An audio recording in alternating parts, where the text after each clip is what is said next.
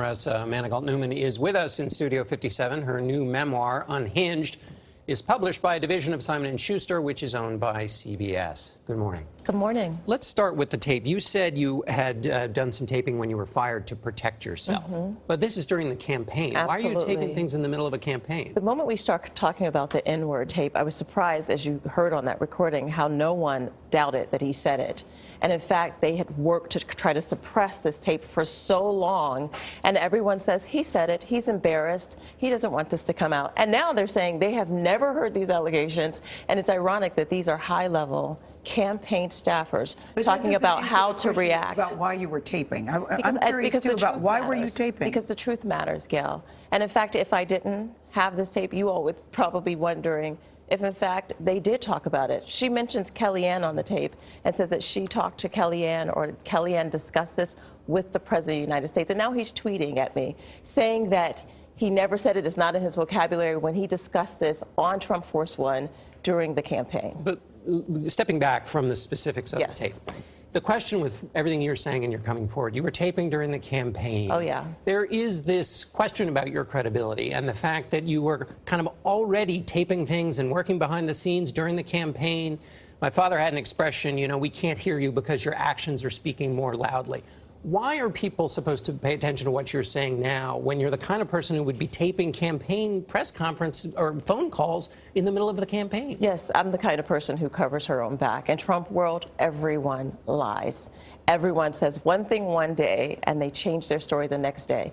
I wanted to have this type of documentation so that in the event I found myself in this position where, as you said, they're questioning my credibility, saying they never discussed the N-word tape, they had never heard these accusations, the president had never heard these accusations, when in fact this tape proves that they discussed it at high levels of the Trump campaign. Well, Frank Lentz reached out to me because you said he had heard it. He said you never called him, emailed him. No, I didn't. In fact, the book says that Katrina. He said, I've never heard the president use that word. Well, it's important. In Unhinged, I never say that I spoke to him. Katrina Pearson, the spokesperson for the Trump campaign, says on that recording that she communicated with him and that he had heard it. I speak very clearly in this chapter about what happened between Katrina and Frank Lentz. He's absolutely right. I never spoke to him, never reached out to him. I was simply reporting what was on the tape. He says it's not true. But why do you want to work? Why do you want to work in a world, as you say, where everybody lies? Why do you want to be? Well, I've been in politics for 20 years. Everybody lies in politics. I worked in the Clinton administration during the Monica Lewinsky scandal,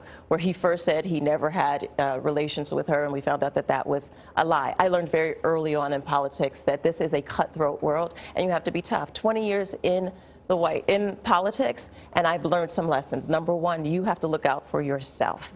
And two, things change, relationships change, and people always protect themselves. You have to look out for yourself. Omarosa, there are conflicting reports as to when you first heard the tape where the president allegedly uses the N-word. There are reports that you heard this last year while you were still working in the administration. I didn't hear it last year. When did you first hear it? I did not hear it until after I closed the book, and I had an opportunity to fly out to California, and the person allowed me to hear it. Had I heard it while I was working in the White House, I would have left immediately. So let's say the tape exists. Now what? What is the purpose of? So the tape comes out, we hear it. What do you hope will come out of this? Well, the sad thing is, as we saw with Access Hollywood, it probably won't impact his base. I think that their support is baked in, but it does expose him for the racist that he is. You also said that you and the president in your book have a symbiotic relationship, that you two used each other. What is the nature of your relationship, Omarosa? There's all sorts of rumors about you and Donald Trump. Can you tell us what is the nature, or what was the nature of your relationship? I know you're happily married. I just met your husband backstage. Very nice. My very handsome, smart, talented husband, John Allen Newman. But what is the nature of your relationship? Donald Trump was my mentor, Gail. He was my mentor for many, many years. And, you know, in 2003, I wanted to be like him. I grew up in extreme poverty in Youngstown, Ohio.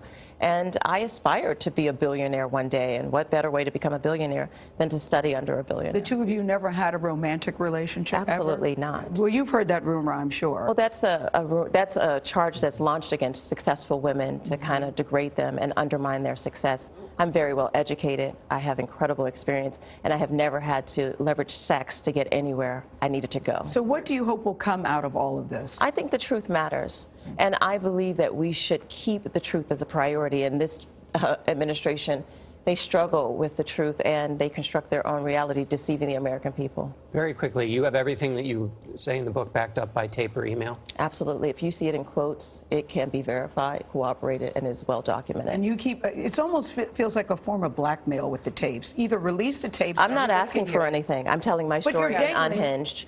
I'm telling my story on Unhinged. If you get the book, you see the quotes, it is backed up and verified. Omarosa, we appreciate you joining us. Thank you.